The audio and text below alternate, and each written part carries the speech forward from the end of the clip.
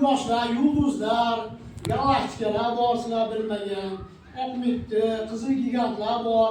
Bu yerda hayvonlar ko'p-ku, har xil hayvonlar, mavjudotlar bor-ku. Shunga o'xshab osmonda ham juda ham ko'p obyektlar, quyoshlar, yulduzlar, shunaqa narsalar bor. Shunga qiziqsanglar, Xudo xolasa, olim bo'lib yetishasizlar, Xudo xolasa. Buni kuzatish uchun shunday narsalar bo'lishi kerak. Katta bo'lsanglar, Xudo xolasa, olib bo'ptimi bolajonlar? Birinchi bo'lib, mana quyosh sistemasi haqida sizlarga gapirib bermoqchiman. Quyosh sistemasi ham sizlarning oilanglarga o'xshab, mana shu sizlarning bog'chalarga o'xshab, xuddi bitta oila markazida ona turgandek, quyoshimiz, quyosh sistemamiz barcha sayyoralarning markazida quyoshimiz turadi. Quyoshimiz bizning nimamiz? Imomey, yulduzimiz. Bitta quyoshimiz bizning yulduzimiz bo'ladi. Bittasini aytaymi sizlarga bolalar? Quyoshning rangi qanaqa? Oq. Qayerdan bilasizlar oqligini? Quyoshimizning rangi oq aslida. Teleskopda qarasanglar ham kosmonavtlar osmonga uchadi, yurib ketadi. O'shalar ham qaraganda quyoshimiz oq ko'rinadi. Tushundinglarmi? Quyoshimiz bizning yulduzimiz bo'ladi. Endi quyosh sistemasi bo'lib sayohat qilamiz sizlar bilan.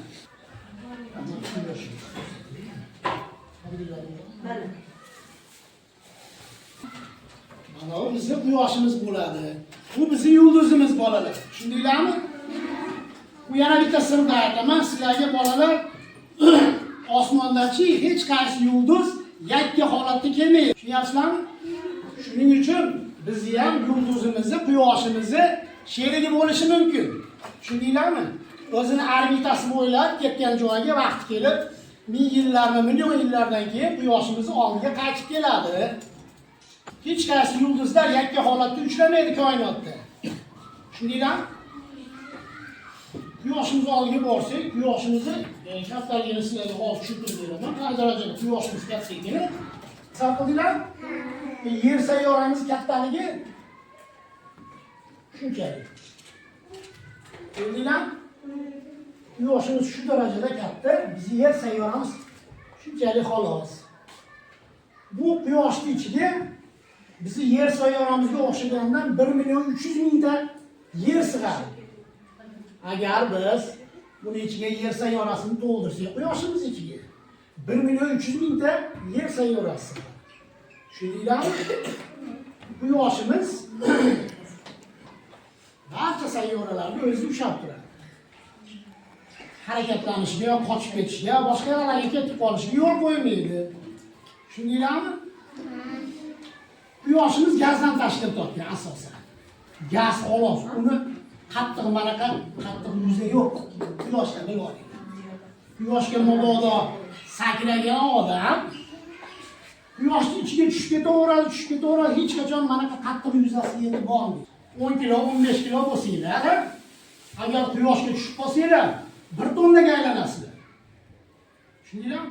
Shunchalik og'irlik quyosh o'ziga shu darajada qattiq tortadiki, sizlarning gravitasi og'irlashib ketasizlar, 1 tonnaga aylanib qolasizlar. Quyosh yuzasi 4.5-5 ming daraja issiq bo'ladi bolalar. Yer sayyoramizning markazi 6.000 daraja issiq, bilib olinglar. Quyoshimiz, yer sayyoramiz. Demak, yerimizning o'rtasi bor-ku, sayyoramizning markazi quyoshning yuzasidan ham issiq bolalar, bilib olinglar. Quyoshga borib, quyoshni ko'rdik. Endi birinchi sayyora bo'lmish. Qaysi sayyoraga boramiz? Quyoshning oldidagi birinchi sayyora Merkuriy sayyora, bilasizlar ekan-a? Nega o'rgatsanglar bo'larkanmiz. Endi Merkuriy sayyorasiga o'tamiz. Merkuriy sayyorasi ham xuddi bizning oyimizni eslatadi bolalar. Xuddi oyimizni eslatadi. Xuddi shunaqa kichkinagina sayyoracha. Bitta kichkina. Yer sayyoramizga qaraganda shunchalik desak ham bo'ladi. Bundan ham kichkina hatto. Merkuriy sayyorasi juda ham qo'rqinchli sayyora. Bu sayyorada shu qadar issiqki, u sayyora toshlar kuyib ketgan, chunki quyoshning oldida u sayyora. Quyoshning oldida joylashganligi sababli o'ta qizib ketadi. Merkuriy sayyorasi 450-400 darajagacha isib ketadi. Bu yerda hattoki skafandrda ham yuramiz. Skafandrni bilasizlar? Kosmonavtlar ustiga kiyib oladigan ust-boshi. Ashunda ham yurib bo'lmaydi. Bu yerda qo'rg'oshi erib ketadi agar qo'rg'oshini olib boradigan bo'lsa, Merkuriy sayyorasi qo'rg'oshi erib ketadi. Endi Merkuriy sayyorasi o'zini o'qini atrofida aylanmagan, juda sekin aylanganligi uchun Merkuriy sayyoraning orqa tomoni nima bo'ladi? Muzlab qoladi. Agar bu Merkuriy sayyorasi tez aylangan bo'lganda, u ham hamma joyi issiq turardi. Lekin Quyosh atrofida aylanish bilan birgalikda sekin aylanganligi sababli orqasi muzlab qoladi. Oldi tomoni bo'lsa 500 daraja isib ketadi. Orqa tomoni muzlab qoladi. Tushunarlimi? Keyin Merkuriy sayyorasi shu darajada tez aylanadi. Quyosh atrofida 88 kunda bir marta Quyosh atrofida aylanib chiqadi bolalar. Shuningdek, yilda bir yil necha kunga teng? 365 kun. Merkuriyda bo'lsa 88 kunga teng. 88 kuni bir yilga teng Merkuriy. Tushunarlimi? Endi Merkuriy agar Yer sayyorasida mana sizlar sakrasizlar, futbol o'ynayapti. Yarim metrga sakrasizlar. Merkuriy sayyorasida bitta sakrasizlar, 3 metr tepaga ko'tarilib ketasizlar. Tushundinglar? Ko'tarilib sekin tushasizlar. Chunki sayyora kichkinaligi sababli tortish kuchi kamayib, gravitatsiya kamligi sababli inson tepaga ko'tarilib ketadi. Tushundinglarmi? Oyda ham shunday. Oyimiz ham Yer sayyoramizdan 4 barobar kichkina. Biz oyimiz bir bo'ladi. Bizni oyimiz bor-ku? Bu bizni yo'ldoshimiz. Bittagina tabiiy yo'ldoshimiz bor. Endi Merkuriy sayyorasining yo'ldoshi yo'q. Oyi yo'q. Bitta o'zi bor xolos. Shunchalik endi Merkuriyda tepasiga keladigan bo'lsak, juda ham radiatsiyaga boy, radiatsiyani hali sizlar tushunmaysizlar. Shunaqa bir qo'rqinchli, nega bor bo'lmaydigan sayyora.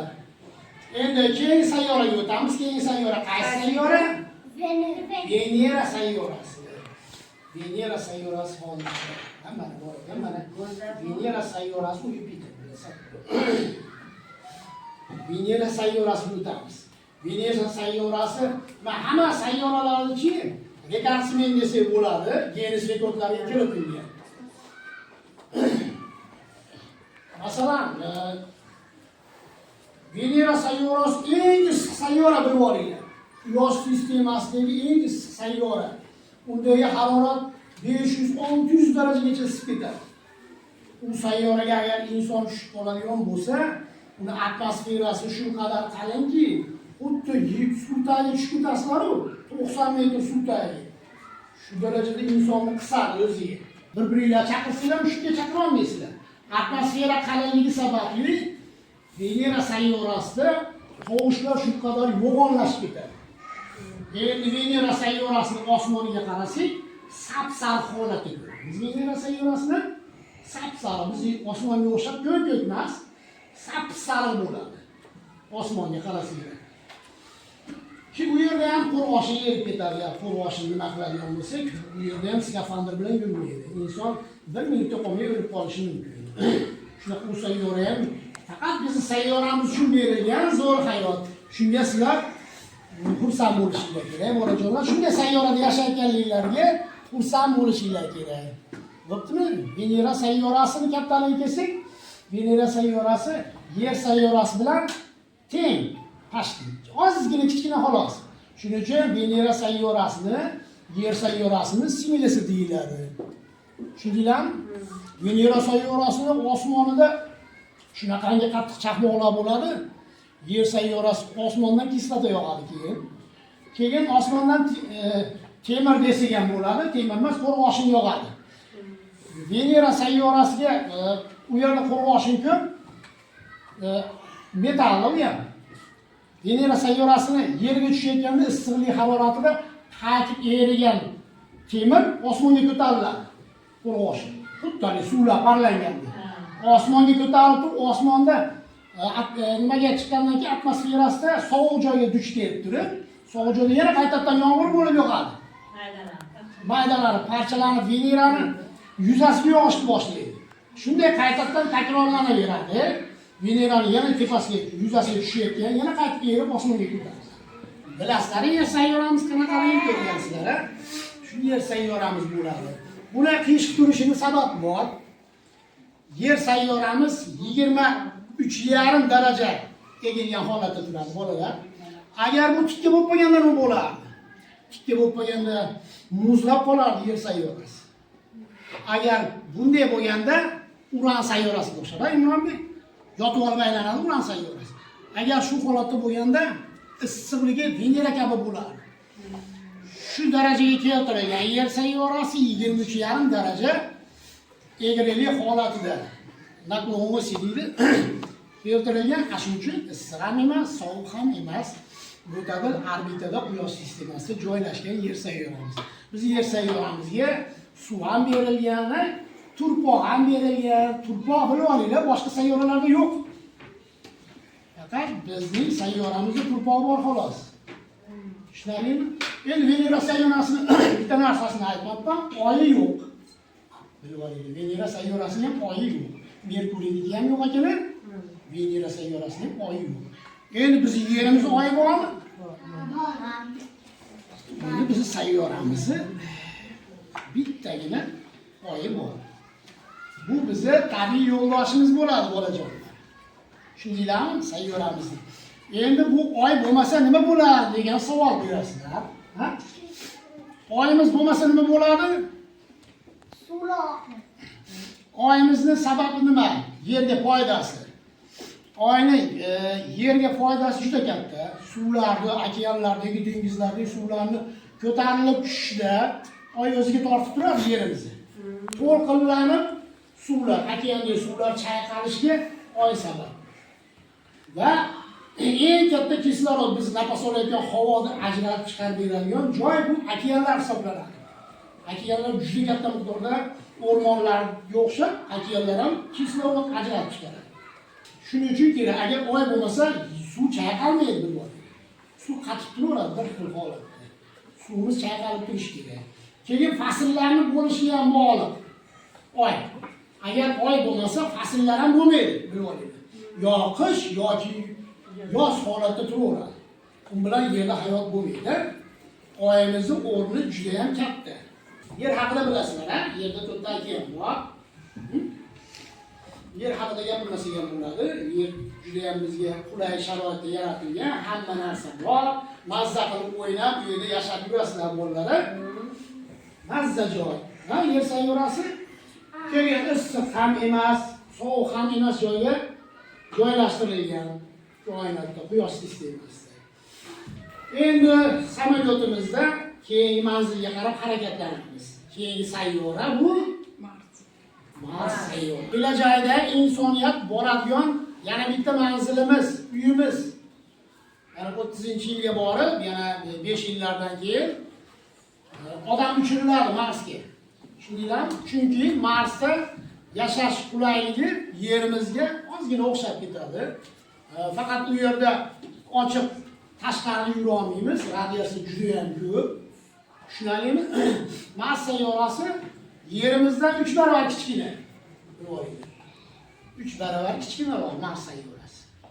Qizil sayyora deydi, u yerda zanglagan temirlar juda ko'p. Yerda turpog'i bor, Marsda turpog'i. Temir moddasi ko'pligi uchun qizil bo'lib ko'rinadi sizlarga. Masalan, teleskopda qarasanglar ham Mars sayyorasi qizil bo'lib ko'rinadi. Qizil holatda ko'rasizlar. Endi Marsda nechta oyi bor? Imronbek, 2 ta, barakalla bilarga. Uni nomi Phobos bilan Deimos. 2 ta oy mamasi bor. Bizga bitta oyimiz bor-ku, yer sayyoramiz. Ha, Marsda 2 ta oyi bor bolalar. Phobos bilan Deimos. Ya'ni qo'rqinch bilan dahshat. Uni agar o'zbekchaga o'giradigan bo'lsak, qo'rqinch bilan dahshat deb nom berilgan. Uni nomlanishi.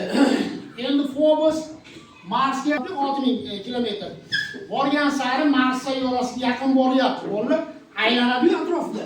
Mana Phobos bilan deymiz, Mars sayyorasi atrofida. Endi Phobos Marsga yaqinligi uchun sekin-sekin yaqinlashib boryapti. Vaqt kelib Mars sayyorasiga tushadi. Phobos oy. Tushundinglarmi? Shu Mars kelajakda atrofida ham halqa paydo bo'ladi. Shunaqangi halqa paydo bo'ladi. Fobos urushib ketgandan keyin fobos kichkina narsa emas. Mana biza jun tushuntiradigan bo'lsam, asaga shaharchalik keladi kattalik. Shuningdan kichkina tosh emas. Nimaga o'xshab ketadi? Fobos kartishkaga o'xshab ketadi.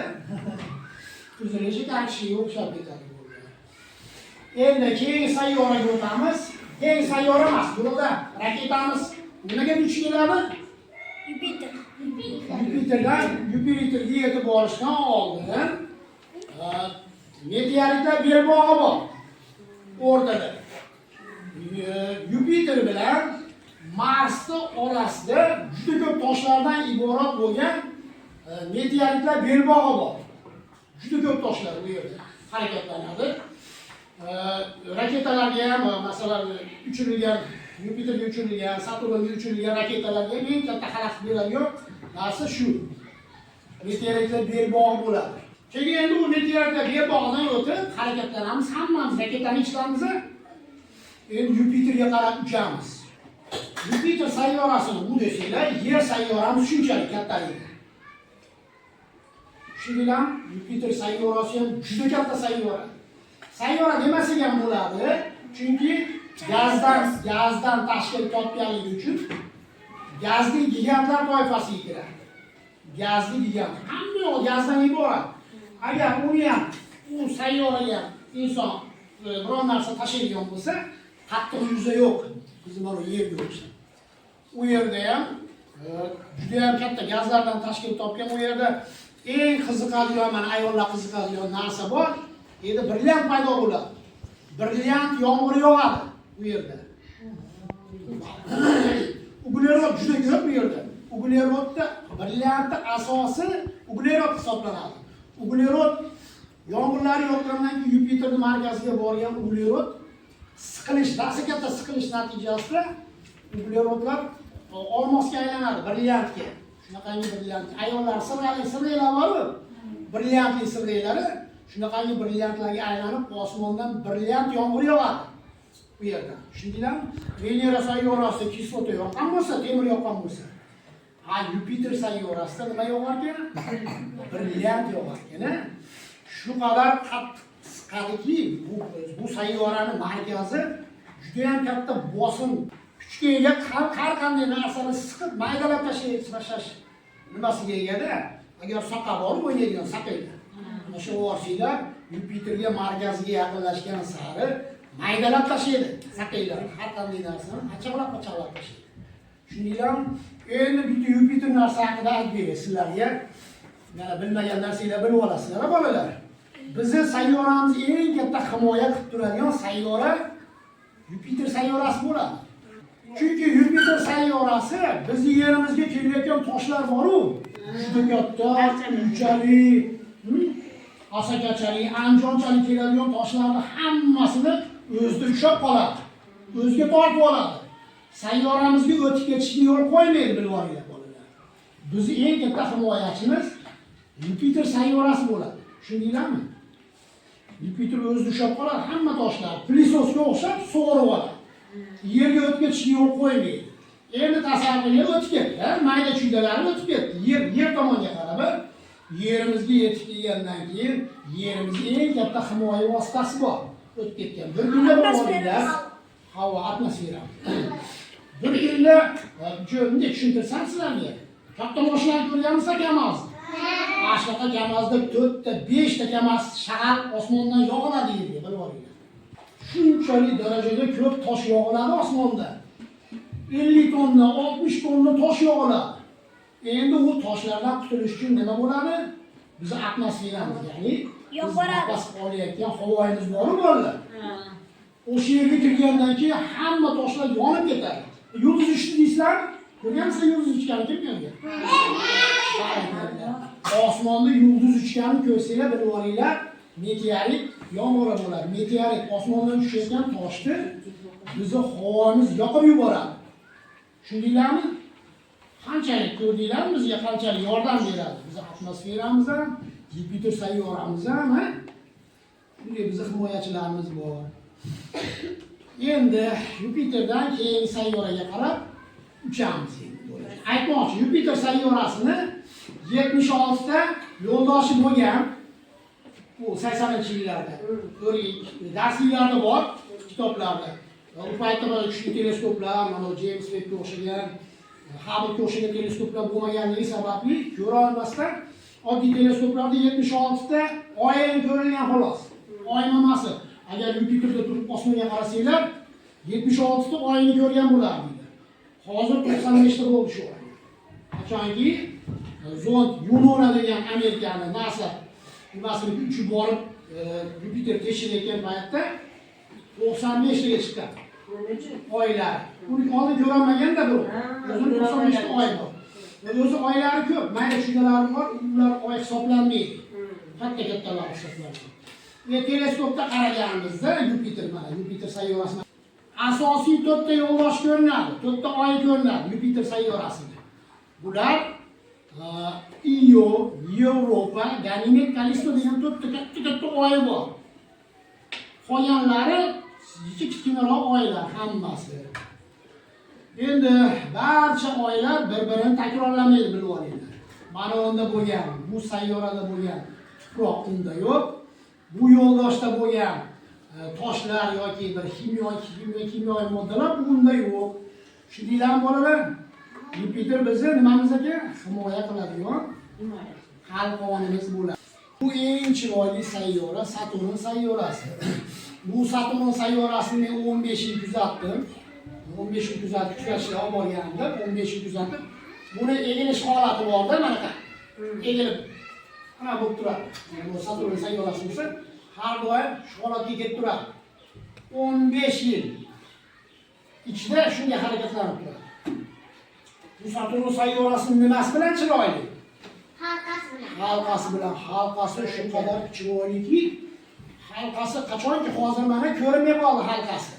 Faqat teleskopda ko'rsanglar, sayyorani o'zini ko'rasizlar, Yupiterga o'xshab. Sababi halqasining qalinligi atigi 1 kilometr qalinligi. Uzoqdaligi uchun bizga ko'rinmay qoladi. Qachonki Saturn sayyorasi egilgan holatga kelsa, shunda biz halqasini bemalol ko'ramiz. Masalan, sekin shu holatga kelgandan keyin halqasi ko'rinmay qoladi.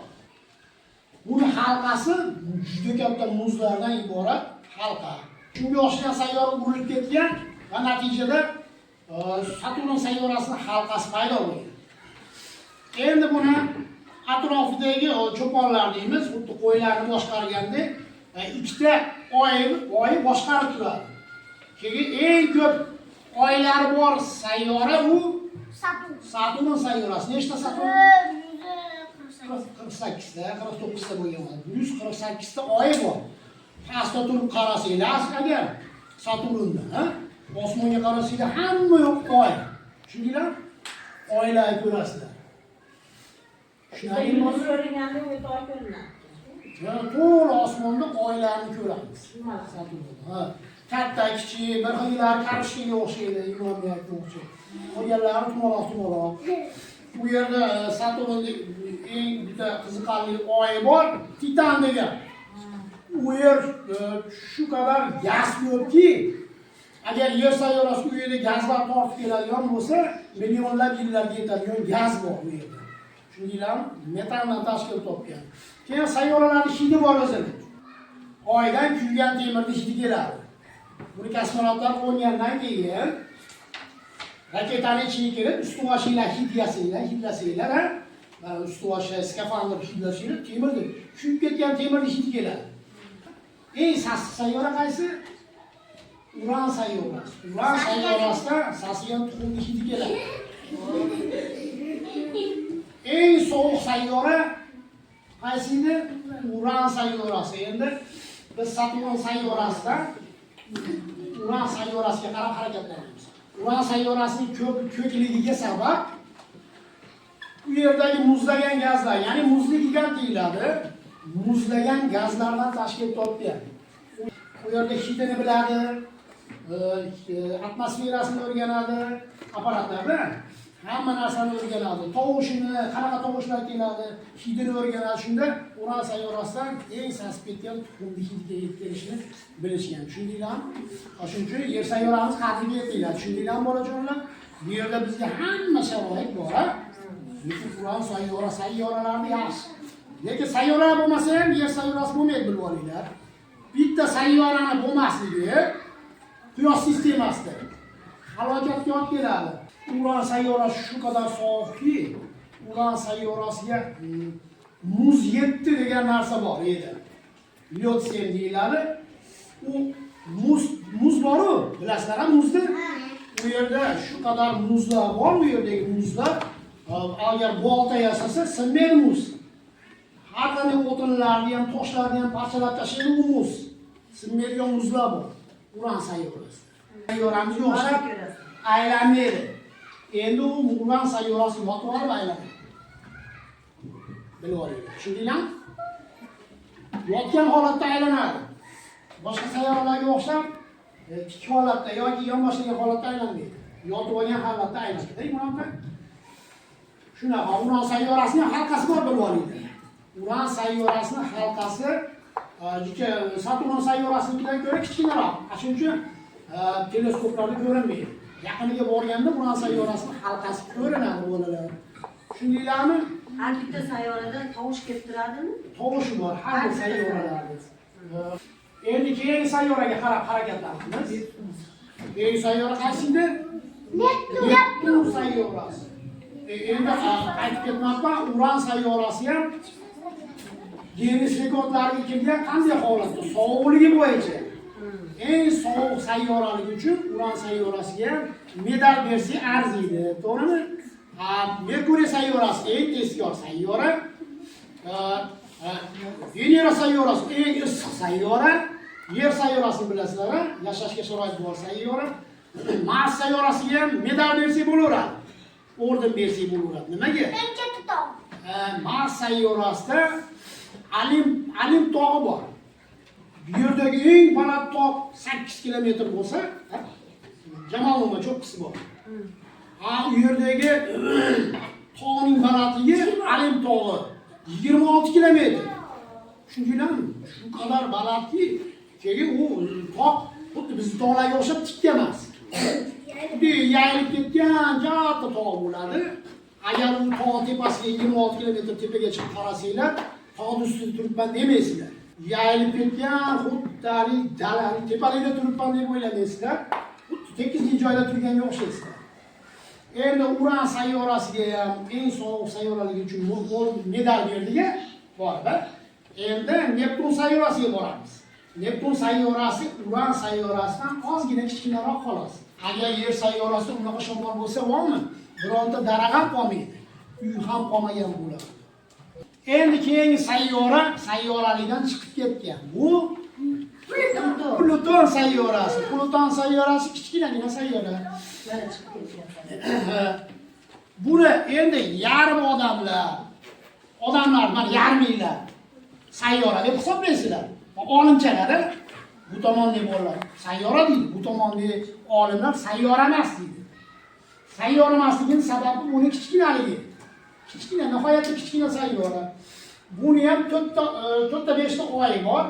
Ulardan eng kattasi Haron oyi. Haron bu Plutonning oyi bor-ku. Kattaligi bo'yicha buni yarmichalik keladi. Kattaligi sababli Pluton sayyorasini o'zi bilan qo'shib birgalikda aylantiradi. Mana sheriklar bilan qo'linglarni sho'g'il aylanasizlar-ku. Bu sayyoraning yo'ldosh kattaligi sababli Pluton sayyorasini ham aylantirib yuboradi o'zi bilan birgalikda. Boshqa sayyoralarga o'xshab bir joyda turmaydi, atrofda sayyoralar aylanmaydi. Haron shu qadar kattaki, Plutonni ham aylantirib yuboradi o'zi bilan birgalikda qo'shib o'rnida. Keyin kichkina, shuning uchun karlik sayyoraga aylangan. Endi Pluton sayyorasi ham juda ham sovuq. Juda sovuq sayyora, Uranchalik emas. Tushundinglar-a? Endi biz davom etamiz. Yana davom etamiz. Endi qayerga yetib kelamiz? Quyosh sistemamizning oxirgi nuqtasiga. Mana sizlarning bog'chalarda devorlar bor-ku, ya'ni o'tamaysizlar. O yerda xuddi shunaqa chegara bor. Tushundinglarmi? Bu yerda ham toshlardan tashkil topgan katta belbog' bor. Undan keyin boshqa quyosh sistemalari boshlanadi. Boshqa yulduzlarga qarab harakatlansa bo'ladi. Tushundinglarmi? Bolajonlar, qizg'ali bo'lyaptimi? Bu bolalarni hali Xudo xolasi katta olimchaga yetishishadi. Endi nima qilamiz? Sayyoralar bilan yulduzlarni qanday ajratib olishni o'rganamiz sizlar bilan. Ancha-muncha odam bilmaydi bu narsani. Juda ko'pchilik so'raydi, ha? Qanaqa qilib osmonda kechqurun chiqsanglar nimalar ko'rasizlar? Yulduzlar. Yulduzlardan boshqa narsalar ham juda ko'p. Shuningdek koinotda. Aytdimmi sizlarga aytmadimmi? Shunga o'xshab endi osmonga kechqurun chiqinglar, akanglar bilan, ota-onanglar bilan chiqsanglar, yulduzlarga qaraymiz. Yulduzlarga qarab turib, yulduzlar yaxshi tikilsanglar, qanaqa bo'layotganini ko'rasizlar? Charaqlayotganini hech qaramaysizlar. Miltillab turadi? Endi miltillab turgan hamma yulduzlar, ular yulduzlar. Endi miltillamaydigan, charaqlamaydigan yulduzlar bor. Xuddi lampochkaga o'xshab. Ular bilib olinglar, sayyoralar. Sayyoralar quyosh nuri tushgandan keyin o'zidan nur qaytaradi. Yulduzlar bo'lsa, o'zidan nur tarqatgani uchun bizni atmosferamizga yetib kelgan o'sha yulduzlar nurlari biz atmosferamiz natijasida miltillaganini ko'ramiz. Lekin sayyoralar miltillamaydi. Bilib oldinglar, sayyoradan qanaqa ajratishdi. Keyin yana bitta yo'li bor. Mana qarab, kech payt 8da qarab, mana bu miltillamayapti mana deb turib, sayyora ekanmas deb kelib ketdinglar uyga. Ha? Ertalabmi, yorug'shunosdan oldin chiqsanglar, o'sha sayyora o'sha yerda bo'lmaydi. Chunki sayyoralar juda katta tezlikda harakatlanadi. Sizlar ko'rgan miltillab turgan yulduzlar turaveradi joyida. Lekin sayyoralar bir joyda turmaydi. Doimo harakatda bo'ladi. Tushundinglarmi? Harakatlanib, bularning eng katta tezlikda harakatlanadigan Venera sayyorasi. Merkuriyni ko'rish qiyin juda ham. Uni faqat teleskop orqali kuzatasizlar. Qachonki Quyoshni kuzatayotganimizda Quyoshning diskidan o'tadi Merkuriy sayyorasi. O'shanda ko'rishimiz mumkin xolos kuz paytlarida. Tushundinglarmi? Endi Venera sayyorasini har kun ko'rgansizlar. Qaysi paytda ko'rasizlar? Ertaman eng katta yulduzni ko'rganmisizlar osmonda? Yoki kechki payt, yoki ertalabda, shu paytda qarasanglar, qizim ko'rsangiz, katta yulduzni ko'rasiz. Xuddi oling taraykaga o'xshaydi. Osmonda uchadigan taraykalar bor. Shu qadar katta bo'lib ko'rinadi. Bizga eng yaqin sayyora bo'lganligi sababli katta ko'rinadi. Juda ham yorug' ko'rinadi. Bizga eng yorug'ligi bo'yicha birinchi o'rinda Quyosh turadi. Undan keyin Oy turadi. Keyin Venera sayyorasi turadi bu o'rinda. Katta bo'lib ko'rinishi bo'yicha. Shundaylarmi bolalar? Mana shunaqa qilib ajratib olsanglar bo'ladi. Quyosh yulduzlar bilan sayyoralarning qanaqa holatda kelishini. Nima savolinglar bor? Aytinglar, hammanglar gapinglarga javob. Qora tuynilarga kelamiz. Endi qora tuyni tushuntirib beraylik.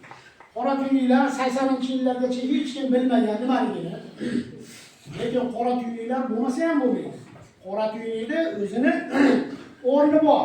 Galaktiklar shakllantirishda. Masalan, Somon yo'li galaktikamiz bor. Mlechniy pult ruschasiga. O'sha sayyoramizni galaktikamiz markazida juda katta qora tuyni bor. Qora tuyni bizni galaktikamizni chachinib ketishga yo'l qo'ymaydi. Shundan ham qora tuyni qanday kerakli narsa. Qora tuyni agar mabodo oldiga bossanglar, raketalarga minib uchib bordinglar, qora tuyni bor. Vaqt to'xtab qoladi. Mana sizlar kichkinasizlar qora tuynining oldiga borib, boringlar 1 soat turdinglar, 1 kun turdinglar, sayohat qilib. Uyga qaytib kelsanglar, sizlarning o'rtag'inglar necha kelgan bo'ladi? Necha kelgan bo'ladi? 50 ga kelgan bo'ladi. Chol bobo bo'lib qoladi. Sizlar borib kelsanglar, sizlar bilan teng o'rtag'inglar chol boboga aylanadi. Tushundinglarmi? Sizlar qora tuynining oldiga borsanglar, mana soat olinglar, mana chik bo'layotgan soatda qora tuyniga yaqinlashgan sayi vaqt to'xtashni boshlaydi. Vaqt to'xtab qo'yadi bu yerda. Bizning yerdagi fizik qonunlar amal qilmaydi bu yerda. Shuninglar qarib qo'yishlar, o'rtag'inglar qarib qo'ygan bo'ladi hammasini. Tushunarlimi? Keyin qora tuynini ichiga kelsa nima bo'ladi? Boshqa zamondan chiqqan. Zamon va makon. Ha? Bu yerda Amerika olimlari Hawking tomonidan aniq nima qilgan, farazini o'tkazgan. U yerda kelib ketsa, boshqa joydan chiqishi mumkin. Boshqa zamonlardan, boshqa olamlardan, masalan, dinozavrlar yashagan zamondan chiqib qolishlari mumkin. Tushundinglarmi? Shu qadar uzoq yulduzlarga borib turib ham, masalan 65 million yorug'ligi, uzoqligi yulduzlarga borib, teleskopda yerga qarasanglar, yerda nimalar ko'rasizlar? Dinozavrlarni ko'rasizlar. Chunki biz ko'rib turgan narsa hammasi o'tmish bir oylik. Quyoshimiz ham o'tmish. Quyoshga qarasanglar, 8 minut oldingi yashab o'tgan quyoshni ko'rasizlar bolalar. Tushundinglarmi? Haqiqiy yo'q quyoshni ko'rmayapsizlar hozir. 8 minut oldin yashab o'tgan quyoshni ko'ryapsizlar. Masalan, tasavvur qiling, quyosh yo'qolib qoldi o'zi-o'zi. Bizga ko'rinib turaveradi. Nimaga? 8 minut uni yorug'ligi 8,5 minutga yetib keladi yer sayyorasi. Shuning uchun bizga ko'rinib turaveradi. 8 minutdan keyin yo'q bo'ladi. Shu qadar uzoq yulduzlar bor. Bu yulduzlar hattoki o'lib ketgan, yo'qolib ketgan bo'lsa ham nur sochib turibdi. Tushundinglarmi? Shunaqangi qiziqarli narsalar bor. Xudo xolasa sizlar teleskopga hozir kechqurun bo'lganda yaxshi bo'lardi, bolajonim. Quyoshni ko'rsatay desam, osmon ham bulutli bo'lib qoldi. Quyosh ko'rinmayapti hozir. Keyin bir narsani ogohlantirib qo'yasizlar, bolajonlar. Teleskop sotib olsanglar ham kelajakda xudo xolasa quyoshga hech qachon qaramaydi. Teleskop orqali. Qachonki o'zini filtri bor. Filtri bor, nega? Filtr orqali ko'rinadi. Mana bu teleskoplar, bu yangi o'rganayotgan bolalar uchun, sizdaqa bolalar uchun bu teleskop mo'ljallangan. Buni oyog'i ham kiradi, kichrayadi, kattayadi. Bu orqali katta samodagi katta, masalan, Yupiter, Saturn, Venera, shu kabi katta narsalar ko'rsanglar bo'ladi. Endi bu teleskop orqali mana keyin ko'rishingiz mumkin, mana teleskop. Juda ham seriozli, yaxshi teleskop. Bu kattalar uchun mo'ljallangan teleskop. Tushundinglarmi? Bu orqali 10 mingdan ortiq narsalar ko'rasizlar. Tumanliklarni ko'rasizlar. Koinotdagi. Galaktikamizni yengi deydi. Rukava Ariona deydi. O'sha yenglarni ko'rishinglar mumkin. Juda ko'p narsalar ko'rsatadi. Endi sizlar uchun mo'ljallangani bu teleskop. Bu orqali buni ochib turib ko'rishinglar mumkin. Qachonki boshqa sayyoraga kechasiz. Endi buni quyoshga qarashimiz uchun bizga kerak bo'ladi filtr. Shu eslab qo'yinglar, yana teleskop olganda shart quyoshga qarab olmaydi. Juda ham narsa. Kechasi sayyoralarni ochib olib ko'rib olasizlar. Endi nimani o'zinglar ham guvoh bo'lgansizlar deb hashakka nima qilsanglar ham bu bundan 100 barobar kuchli bo'ladi teleskop. O'zimizdan bilishimiz kerak. Shu qadar kuchli bo'ladi. Imroniylarga ko'rsatdim, qora matoni qo'yib teleskopga ko'ringlar nima bo'lishini deb turib, quyoshga qaratib, o'sha qora matoni qo'yganimda yonib ketdi qora maton. Tushundinglarmi? Uni o'rnida odam ko'zi ham bo'lishi mumkin. Shuning uchun hech qachon teleskop olsanglar, quyoshga qaramanglar. Qaragan taqdirda ham jiddiy xabaringlar bo'lishi kerak. Mana bu filtrimiz bo'ladi. Quyosh filtri. Shu orqali quyoshni ko'rsa bo'ladi. Shu holatda. Tushundinglarmi? Bu xuddi svarka apparatida quyoshga qaragan desa, svarka apparatiga 100 ming marta kuchli bu teleskop. Chunki uni ichidagi teleskopning ichida o'zini oynalari bor. Juda kuchli mana qanday qalin oynalar bo'ladi. Qalinligi shunday qizim. Qalin ekan. Shunaqadan to'rtta bor. Shuning uchun juda ham kuchli bu. Har qanday shuning uchun yaqin ko'rsatadi. Agar quyoshga qarasa, har qanday narsani yoqib yuboradi. Xudo ko'rsatmasin, bolajonlar, birodarlar. Shuning uchun mo'g'ul teleskop birortasini nima qilsa ham, masalan, o'zingizlar katta bo'lsa sotib olsanglar, quyoshga qaramanglar hech qachon. Sayyoralarni ko'rgani xolos. Qayerda dars berasiz? Ha? Dars berasizmi? Men o'zim 30 yildan beri qiziqib shu ishni olib boraman, shu bo'yicha teleskoplarni kelguncha nima bo'lmagan, u teleskoplar kelganda o'zim ham UzAvtoda ishlayman, faoliyat ko'rsataman. 30 yildan beri UzAvtoda rahbar sifatida faoliyat olib boraman. Endi hamma ham o'zini qiziqishi bo'ladi, kimdir muammo. Shunaqa ma'lumotlar endi aboniyam qarayapti, kattani ham olib. Endi to'g'ri, buni ham aytgan, endi bitta narsani aytay. O'g'lim shu narsani olib kelayotgan paytda Turkiyadan kelgan bu. Turkiyadan kelayotgan paytda Turkiyadagi aeroportda so'rashgan aeroport xodimlari nima qilasan sen? Desa bu dadam qiziqadi teleskop. Desa u yerda aeroport xodimlari aytgan ekan, Sizlardan to'g'ri olimlar bor. Sizlardan bunaqa chiqdi. Biladinglarmi? Siz maktablarga borib, mana shunaqa darsga o'ting, bolalar bilmaydi. Qiziqadiganlar yo'llar bor, qiziqmaydiganlar bor-da. Mana bolajonlar sekin-sekin qiziqtiryapmiz. Siz qiziqtirib 3-4-5 yoshda yurgan ashunda ham beradi. qoqisidan videolarni olganni Mohigul tashaga ashunda men ham voy degan shu 5 yashar biladigan narsani men ham bilmasdim. Bola chunki hamma narsani o'z ko'zi bilan ko'rgan. Mana Muhammad Yusuf. Bola ham hamma bu aqlli. ko'p rizqiga borsa ham ko'p narsani so'raydi. Men buni aytib turaman-da. Hattoki Einstein nisbiy nazariyasi bor. Uni ancha-muncha olimlar ham bilmaydi. Bunga shu qadar o'rgatganman, nisbiy nazariyalar bo'yicha biladi. Yorug'lik tezligi mani boshlab o'qisam bo'lmasa. Yorug'lik tezligi eng katta tezlikda sekundiga 300 ming kilometr. Ha, Imrombey Einstein nisbiy nazariyasi bo'yicha, masalan, tasavvur qilinglar, avtobusda ketyapsizlar. Ha, bolalar. Avtobusda ketyapsizlar, ichida hamma bolalar bor. Tasavvur qilinglar, avtobuslar yorug'lik tezligida harakatlanyapti. Ha? Kosmos bo'ylab. Uni ichida sizlar shopir tomonga qarab yursanglar 5 kilometr tezlikda yurasizlar. Ya'ni endi bu avtobus tezligi 100 kilometr emas. Sizlarga bilan qo'shilib 105 kilometr tezlikka aylandi. Endi bu yerga kelib yorug'lik tezligi tutashgan paytda nima bo'ladi? Avtobus tezligi bilan sizlarning harakatinglar 5 kilometr tezlik harakatinglar yo'qolib qoladi. Chunki yorug'lik tezligidan ortiqroq tezlik yo'q bolajonlar. Tushunarlimi? Endi jicha katta o'yinlarda tushunadigan murakkab narsalar. Bo'lasi mana shunday ketsa, fizik olimlar chiqish kerak. Siz ana o'qiysiz. O'zingiz bolalarsiz-ku. Izlanishga olib boramanmi men? Qani bolalaringiz? Ha, yo'q, bular unchalik Ular doktor bo'lsa kerak. Bu doktor. Katta doktor o'g'limiz. Kichkina ikkalasi institutda o'qiydi, kichkina o'g'lim ham institutda o'qiydi. Bu ham institutda o'qiydi, doktor.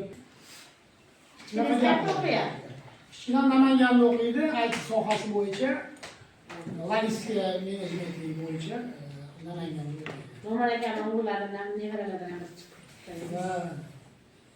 Shunaqa. Nechinchi yil 72 mi? 72. Shunaqa qilib sizlar ham qiziqsanglar, sizlar o'zinglar bunday deydinglar-da. Men olimman deydilar. Shuninglar, sizlar ko'p narsani bilasizlar. Shuninglar o'rganib oldinglar. Undan keyin men olimman, aqlliman deb osmonga qarab turib kechqurunda o'rganib olinglar. Sizlar ham qarab turib o'zinglar ham kashfiyot qilsanglar bo'ladi bolalar. Meteoritlar bor, uchib o'tadigan, kometalar bor. Shuni o'z ko'zinglar bilan ko'rsanglar vaqt kelib kashfiyot qilgan bo'lasizlar. Olim bo'lasizlar.